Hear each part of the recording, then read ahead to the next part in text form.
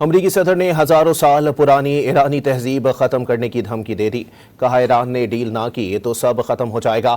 Dead line ختم ہونے سے قبل ایرانی قیادت کی جانب سے کسی انقلابی اقدام کی امید بھی ظاہر کر دی۔ مشرق وسطی کی تازہ ترین صورتحال پر بات کرنے کے لیے ہمارے ساتھ واشنگٹن سے لائن پر موجود ہیں ڈان نیوز کے نمائندے انور اقبال صاحب۔ انور اقبال صاحب، بتائیے گا کیا صورتحال ہے اس وقت؟ اگر میں امریکہ کی بات کروں تو اس وقت وہاں پہ کیا جو ہے وہ صورتحال دیکھنے میں آ رہی ہے؟ آپ کے ذرائع کیا بتاتے ہیں کیا ہونے جا رہا ہے، کیونکہ دنیا کی نظریں امریکہ پر ٹکی ہوئی ہیں؟ لیکن یہ فیصلہ تو صرف ایک فرد واحد نے کرنا ہے، صدر ٹرمپ نے۔ مشورے وہ ضرور کرتے ہیں اور مشورہ کیا بھی ہے، رات بھی کیا ہے انہوں نے میٹنگ، اپنے جو ان کے کیبنٹ کے لوگ ہیں اپنی فوجیوں سے سب سے مشورہ کرتے ہیں۔ ان کے بارے میں کہا یہ جاتا ہے کہ کسی کو نہیں پتا کہ وہ کیا کریں گے، کیونکہ آخر میں مشورہ کر کے جاتے ہیں، سب کچھ کر کے جاتے ہیں، اور آخر میں جو ٹویٹ کر دیتے ہیں وہ سب سے مختلف ہوتا ہے اور وہی ان کا فیصلہ ہوتا ہے۔ تو اب تو یہ نہیں کہا جا سکتا، کیونکہ ان کے ذہن میں تو کوئی نہیں داخل سکتا، ان کی سوچ بھی بہت مختلف ہے، اس کا اندازہ ہی لگایا جا سکتا ہے۔ لیکن بظاہر یہی لگتا ہے کہ وہ یہ چاہ رہے ہیں کہ کسی طرح ایران سرنڈر کر دے، اور سرنڈر کیونکہ اب ان کی انا پہ بات آ گئی ہے، اگر ایران سرنڈر نہیں کرتا تو وہ اپنی میکسیمم قوت استعمال کریں گے۔ اب یہ ہے کہ دونوں طرف دیکھیں، ایک طرف امریکہ جو ہے وہ چاہ رہا ہے ان پہ دباؤ ڈالنا تاکہ وہ سرنڈر کر جائے، ایرانی یہ چاہ رہے ہیں کہ وہ اب یہ دکھائیں کہ کتنا وہ ریزسٹنس ہے، ان میں کتنے ریزیلینس ہے۔ تو دونوں طرف سے مقابلہ چل رہا ہے کہ بیٹل گراؤنڈ میں جتنے پوائنٹس بنا سکے پوائنٹس بنانے کا۔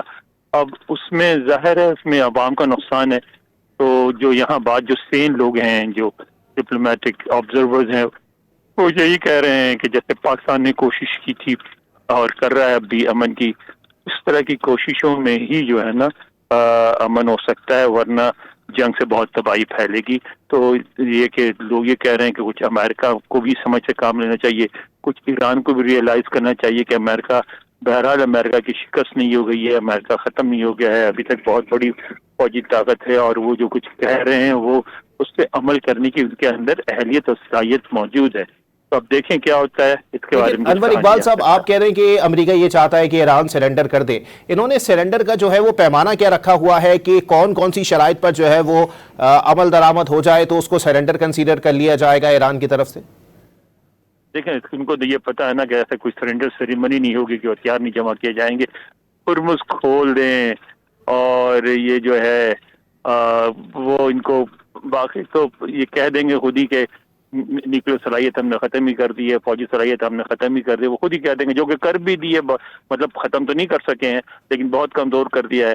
ورنہ وہ یہ کریں گے، انہوں نے یہ بھی تو اپیل کی ہے نا ایرانیوں سے کہ وہ جو پبلک پلیسز ہیں وہاں نہ جائے، ہم ان کو بوم کریں گے۔ تو دیکھیں کیا ہوتا ہے۔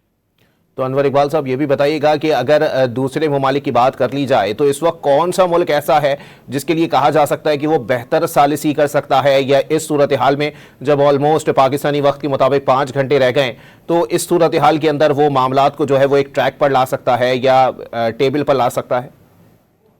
چائنا اور رشیا، کیونکہ اس ایرانی ان کو ٹرسٹ کریں گے۔ آج یو این جو اقوام متحدہ کے سلامتی کونسل میں ووٹ ہوا، اس میں بھی انہوں نے ایران کی طرفداری کی اور انہوں نے ویٹو کر دیا۔ امریکہ ٹرسٹ کرے گا ان کو؟